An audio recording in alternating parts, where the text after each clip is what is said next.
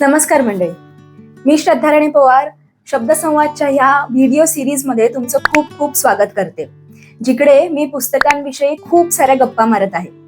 आजचा हा आपला तिसरा व्हिडिओ आहे आणि ह्या व्हिडिओमध्ये मी माझ्या आवडत्या लेखिकेबद्दल गप्पा मारणार आहे. तर अजिबातच वेळ न दवडता व्हिडिओला सुरुवात करूया. तुम्ही इथे बघूच शकता की माझ्या आवडत्या लेखिकेचे सगळे बुक्स माझ्याकडे आहेत आणि आज एक एक करून मी तुम्हाला ते सांगणार आहे की कुठल्या बुक मधून मला काय शिकायला मिळालं किंवा कुठली बुक माझ्या किती जवळची आहे ते सगळंच आपण बोलूया आज.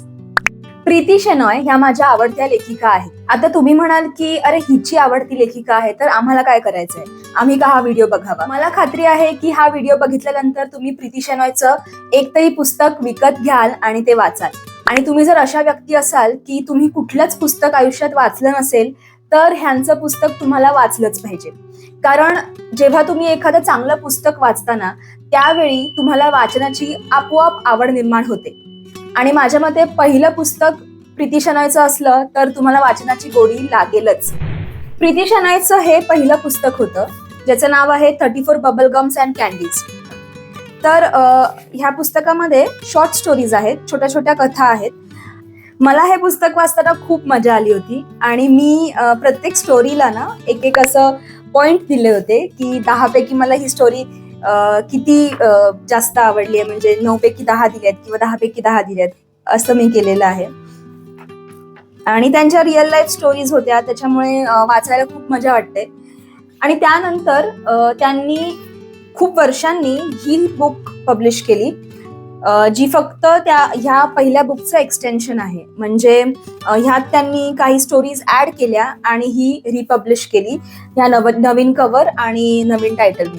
तर टायटल आणि कव्हर मला खूप जास्त आवडलं म्हणून मी ती विकत घेतली आणि कथा त्यांनी ऍड केल्या त्याही खूप सुंदर आहेत. त्यामुळे ही पण माझ्याकडे आहे, लव्ह अ लिटिल स्ट्रॉंगर. आणि मंडळी तुम्हाला सांगू का, एकदा एखादा लेखक तुम्हाला आवडला ना की तुम्हाला त्याचं सगळं काम वाचल्याशिवाय चैनच पडणार नाही. आणि प्रीती शेनॉयच्या बाबतीत माझंही तसंच झालं. आता हे बघा, हे मी त्यांचं पहिलं पुस्तक विकत घेतलं होतं, life is what you make it. याची मराठी आवृत्ती सुद्धा अमेझॉनवर अवेलेबल आहे. हे बुक जे आहे वेकअप लाईफ इज कॉलिंग, हे ह्या बुकचं सिक्वल आहे.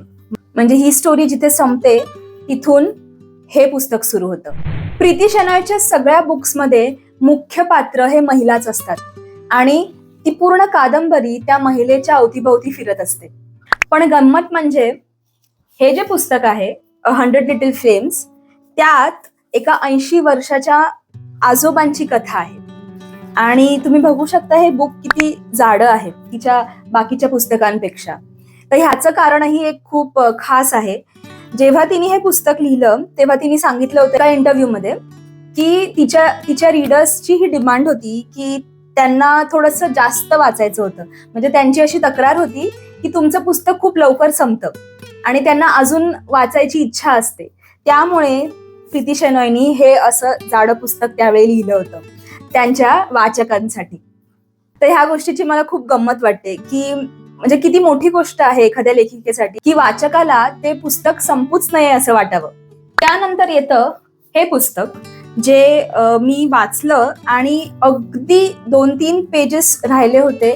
त्या पेजेसमध्ये कळतं की ह्या पुस्तकाचं नाव हे का ठेवलंय, tea for two and a piece of cake. आणि एखाद्या वाचकाला ना जेव्हा तो क्षण येतो की म्हणजे अद्भुत असा एक क्षण असतो तो की हा अच्छा ह्यामुळे लेखकाने हे नाव ठेवलंय. पुढचं पुस्तक आहे it's all in the planets. आता थोडंसं त्याचं शाईन गेलंय त्याच्यामुळे तुम्हाला नाव दिसणार नाही, पण हे पुस्तक ना खूप इंटरेस्टिंग स्टाईल मध्ये लिहिलं गेलंय. 2 राशी जेव्हा एकत्र येतात तेव्हा त्यांचं नातं कसं निर्माण होतं आणि काय काय प्रॉब्लेम्स येऊ शकतात हे सगळं तिने खूप छान लिहिलेलं आहे. एक तुम्हाला दाखवते. आता हे बघा, तिने राशी भविष्य लिहिलंय आणि मग तो धडा चालू केलेला आहे. तर ते वाचायला खूप मजा वाटते, काहीतरी नवीन शिकायला मिळतं ह्यातून. तर हे सुद्धा बुक मला खूप आवडलेलं होतं. पुढचं पुस्तक आहे द रूल ब्रेकर्स. आता ह्याचं माझ्याकडे ई बुक होतं, सो मी तुम्हाला ते दाखवते. माझ्याकडे एक किंडल आहे ज्यात आपण ई बुक्स वाचू शकतो. म्हणजे हे किंडल डिव्हाइस असं आहे की आपण पुस्तकच वाचतोय अशी फिलिंग देतं. पण परत तेच होतं की एखाद्या वाचकाला ह्या डिव्हाइसपेक्षा खऱ्याखुऱ्या पुस्तकांमध्येच जास्त मजा येते. त्यामुळे माझ्याकडे जास्त खरी पुस्तकच आहेत आणि ई बुक्स कमी आहेत. तर हे पुस्तक पण खूप काही शिकवून जातं आणि मला वाटतंय जर माझ्याकडे त्याचं खरंखुरं पुस्तक असतं तर मी जास्त अजून एन्जॉय केलं असतं. पण ठीक आहे, चालून जातंय. पुढचं पुस्तक आहे the one you cannot have. आता ह्यात ना मला खूप जास्त आवडणाऱ्या गोष्टी आहेत. म्हणजे मला दाखवते मी. आता हे बघा, ईमेल्स आहेत. म्हणजे एक पात्र दुसऱ्या पात्राला ईमेल लिहितंय, परत पत्र लिहितंय, परत त्यांचे चॅट्स सुद्धा त्यांनी ह्या पुस्तकात दिलेले आहेत. तर हे जेव्हा आपण वाचतो ना तेव्हा वाचक म्हणून खूप जास्त कनेक्टेड वाटतं त्या पात्राशी किंवा त्या दोन पात्रांमध्ये जे काही संभाषण चालू आहे ते असं वाटतं की अरे आपण कुठल्या तरी खऱ्याच व्यक्तींचं वाचतोय. त्यामुळे अशा गोष्टी कुठल्याही वाचकाला खूप जास्त आवडतात आणि मला वाटतंय लेखक म्हणून सुद्धा लिहिताना खूप मजा येत असावी, कारण मीही हे प्रयत्न केलेले आहेत माझ्या पुस्तकांमध्ये. ही कादंबरी त्यांनी जी लिहिली आहे ती खूप छान लिहिली आहे आणि मेन म्हणजे मला ह्यांची नावं फार आवडतात. तर त्याचवरून हे पुढचं पुस्तक आहे, it happens for a reason. याचा अर्थ काय की कुठलीही गोष्ट आपल्या आयुष्यात कुठल्या तरी एका कारणासाठीच होत असते आणि मला हे खूप जास्त पटतं, कारण खूप सारे अनुभव मला तसे आलेले आहेत. आणि म्हणून मी नेहमी म्हणते की प्रीती शनाचे जे सगळे पुस्तकं आहेत ना त्यांची नावं फार छान आहेत. म्हणजे प्रत्येक नावाला एक अर्थ आहे. म्हणजे जसं की हे it happens for a reason. आणि ही कादंबरी पण खूपच छान आहे. मी खूप जास्त एन्जॉय केलं होतं वाचताना. लव्ह स्टोरीज आहे पण त्यातून सुद्धा किती काय काय शिकता येतं. की ह्यात सुद्धा लेटर्स आहेत आणि ते खूप छान वाटतात वाचायला. प्रीती शनायच्या प्रत्येक पुस्तकामध्ये एखादं लेटर असतंच असं मला वाटतंय. यानंतरचं जे पुस्तक आहे ना ते मला खूप जास्त आवडलेलं आहे. म्हणजे माझं सगळ्यात फेवरेट प्रीती शनय बुक आहे ते आहे द सिक्रेट विश लिस्ट. ह्या कादंबरीमध्ये सुद्धा एका महिलेची गोष्ट आहे जी तिची जी सिक्रेट लिस्ट असते ती फॉलो करायला लागते आणि ती कशी लागते फॉलो करायला ते ह्यात छान लिहिलेलं आहे तिने. आणि अजून एक गोष्ट मला लक्षात आहे, खूप प्रकर्षाने लक्षात आहे, की ह्या पात्राची जी सासू असते ती तिला मदत करत असते त्या सगळ्या तिच्या इच्छा पूर्ण करण्यामध्ये. तर मला वाटतंय खूप सुंदर लिखाण आहे. आणि परत एकदा ईमेल्स आहे. सो येस, प्रीती शनायची स्टाईलच असावी की एकदम डिटेलमध्ये सगळं लिहिणं आणि वाचकाला एकदम आपलंसं करून टाकणं. पुढचं पुस्तक आहे वेन लव्ह केम कॉलिंग. हे मला इतकं नाही आवडलं पण त्याचं कव्हर खूप सुंदर आहे. त्याचं कव्हर प्रीती शनायच्या मुलीने डिझाईन केलेलं आहे. असे छोटे छोटे डिटेल्स मला जाणून घ्यायला खूप आवडतात.